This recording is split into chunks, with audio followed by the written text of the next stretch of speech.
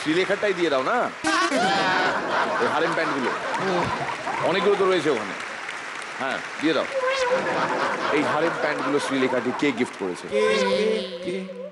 ডাকো।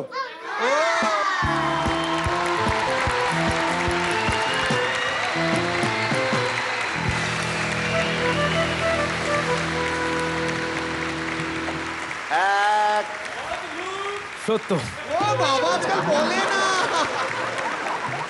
যে কোনো ভালো রিলেশনশিপে সবাই বলবে থ্যাংক ইউ বা সরি, এই ওয়ার্ডগুলো না বলার জন্য। খেয়াল করে দেখবেন এই থ্যাংক ইউ আর সরির জন্য কিন্তু ম্যাক্সিমাম রিলেশনগুলো টিকে যায়। বটেই। যেসব বিবাহিত পুরুষেরা প্রায়ই হাঁটু গেড়ে বসেন, তার মানে কিন্তু সবসময় এই নয় যে তারা প্রার্থনা করছেন অথবা তার বউয়ের কাছে ক্ষমা চাচ্ছেন। পথ চলতে গিয়ে দুই সাইকিয়াট্রিস্টের মুখোমুখি দেখা, তো একজন বললো হ্যালো ব্রাদার কি অবস্থা, অন্যজন মনে মনে ভাবছে আচ্ছা উনি এই কথাটা বলতে যে আসলে কি মিন করলেন।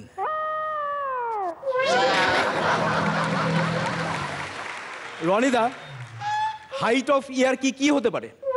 ধরুন আপনি আপনার গার্লফ্রেন্ডের সাথে ডেটিং এ গেছেন, পাশ থেকে মির্দা বলে উঠলো রনিদা কালকেরটা কিন্তু বেশি ভালো ছিল। চিকুর বিয়ে ঠিক হয়েছে।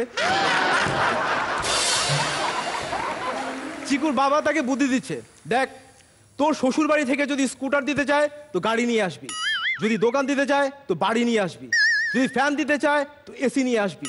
তো বিয়ের পর দেখা গেল চিকু প্রায় 60 বছর বয়স্ক এক মহিলাকে নিয়ে ঘরে ঢুকছে। উনি কে?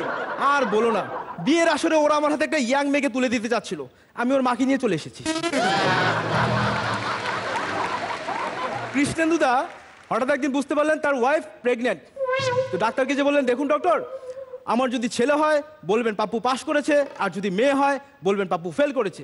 তো ডেলিভারির পর কৃষ্ণেন্দুদা ডাক্তারের কাছে যে বললেন আচ্ছা ডাক্তারবাবু কি খবর, কি হয়েছে? আমরা এখনো জানি না, পাপুর খাতা দুটো আমরা চেক করতে পাঠিয়েছি। Thank you.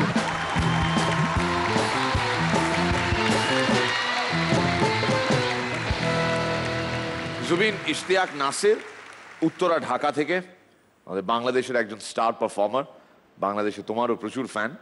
কেমন লাগলো নাসিরের পারফরমেন্স? খুব ভালো হলো, একটু অন্য ওর স্টাইলটা। হ্যাঁ, আর দু একটা জিনিস একটু ইন্টেলেকচুয়াল লাগলো, ওটা ভালো লাগলো আমার। Thank you, it's good, thank you, God bless you. পরাদা ফাইন, খুব স্টাডি, আগের মতোই, কিপ ইট আপ। রনিদা বেশ ভালো, এবং অদ্ভুত সত্যের লাইনে যবে থেকে ঢুকেছিস তবে থেকে আমাদের একদম চমকে দিচ্ছিস প্রত্যেকবারই। মানে দু তিনটে শুনেই মোটামুটি একটা পালস বোঝা যায় যে হাতে বাকি ছাড়ার জন্য কি কি স্টক রয়েছে। খুব কম সময় কেউ একদম লাস্টে মানে খুব দুর্বল যোগ দিয়ে শেষ করে, কাজেই বোঝাই যায় যে ভালোগুলো তুলে রেখেছে।